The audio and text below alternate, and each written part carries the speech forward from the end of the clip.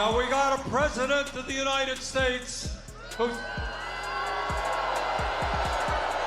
I agree.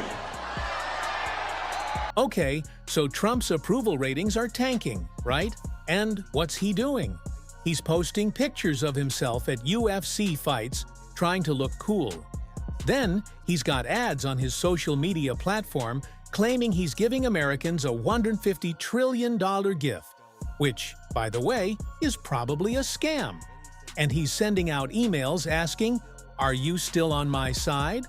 He's posting those UFC pics because Bernie Sanders got a massive round of applause at Coachella last night. And when Bernie mentioned Trump's name, the crowd booed him like crazy. And that Coachella crowd? It was way bigger than the UFC crowd Trump was hanging out with. Here, check out this clip. Now we got a president of the United States who... I agree. All right, so while Trump's approval ratings are plummeting, he's busy posting pics of himself at UFC fights and pushing ads about some $150 trillion gift on his social media. Meanwhile, Bernie Sanders is drawing massive crowds at events, and those crowds are booing Trump's name. Sanders started his day in front of 38,000 people, and then went to Coachella, drawing an even bigger crowd. So, while Trump's backing down on tariffs again, his regime is claiming exemptions on smartphones, laptops, and electronics. But, surprise, surprise, even his own propagandists are contradicting that, saying those exemptions aren't real. And what's Trump doing while all this is happening? He's golfing, of course. He's basically destroying markets and alliances, then hitting the golf course. And get this, he built a gold statue of himself at his Florida resort and spent time posing for photos with it. A new poll shows Trump's getting blamed for the disastrous economy, and his approval ratings are tanking. I wouldn't be surprised if they hit the 30s soon. And while he's at UFC fights and posing with gold statues, the White House releases his physical exam, which, get this, cites his frequent victories in golf events as proof of his good health. Seriously, what kind of North Korean propaganda is this? And to top it all off, after China called Trump's tariffs a joke and strengthened their alliances, Trump announced exemptions on smartphones and laptops.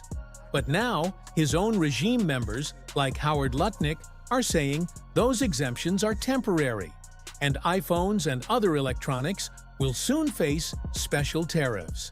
Here's Lutnick saying just that. Play this clip. So you're saying that the big tariffs on things like smartphones and laptops, iPhones, all those iPhones built in China, that those tariffs are... All right, so then the Trump regime throws Peter Navarro on TV this morning, and he gets grilled about those exclusions we just talked about.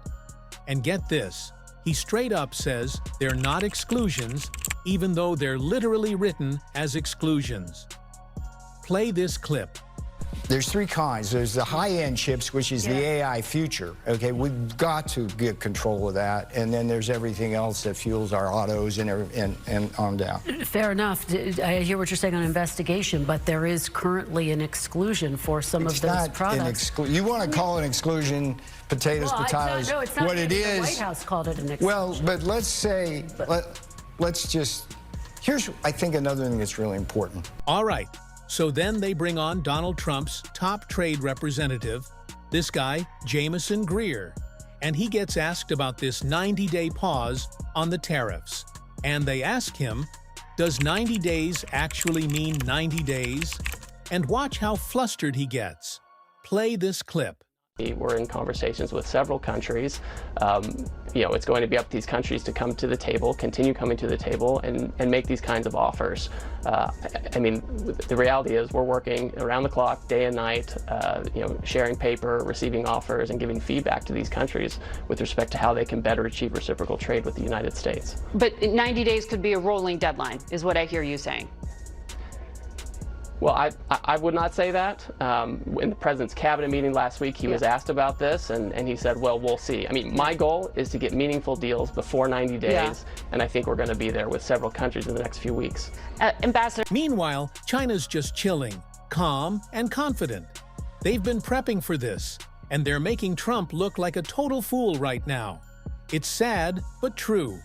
And by the way, TikTok and all over social media are just roasting him with memes and AI videos. Here's China's statement after the U.S. announced those tariff exemptions. U.S. tariff exemptions is a small step to correct their wrongdoings. Basically, they're saying, we're in control and we ain't begging for anything. We'll just wait for you to keep folding. And then you've got Pete Hegseth, Trump's former defense secretary and Fox host on Fox Sunday, talking about starting wars. He's even talking about taking the Panama Canal back. Play this clip. Morning Futures exclusive. Secretary, great to see you this morning. Thanks so much for joining us. Of course. Tell us about the trip and what are the most important takeaways that we need to understand about the Panama Canal. Well, President Trump said in his State of the Union address, China has too much influence over the Panama Canal and America's going to take it back. And that's exactly what I was charged to do, what we're continuing to do.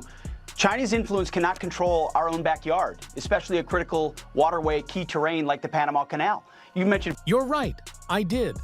And to reiterate, Hegseth also went on to threaten military action against Iran. But he's also dead serious that if we can't figure this out at the negotiating table, then there are other options, to include my department, to ensure that Iran never has a nuclear bomb. We hope we never get there. We really do, Maria.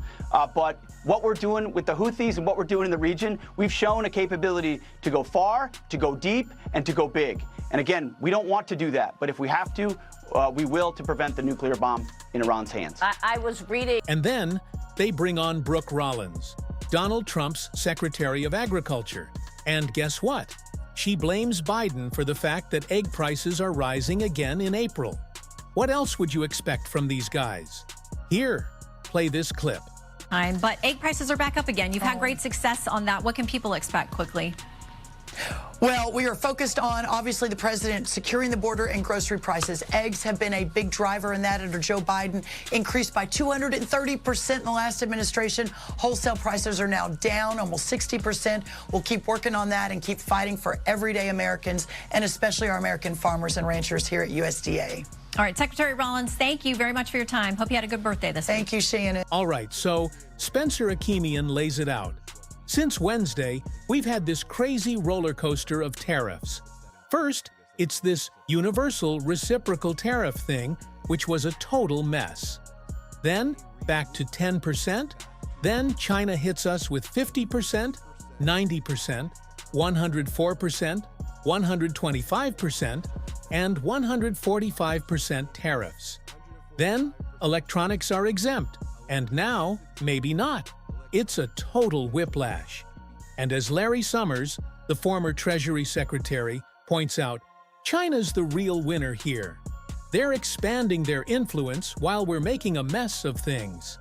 He says, the person who has a really artful deal here is Xi Jinping in China, who is seeing the scope of his influence, the scope of new markets, the scope to displace the United States of a kind they cannot have imagined as a result of the policies that we are pursuing.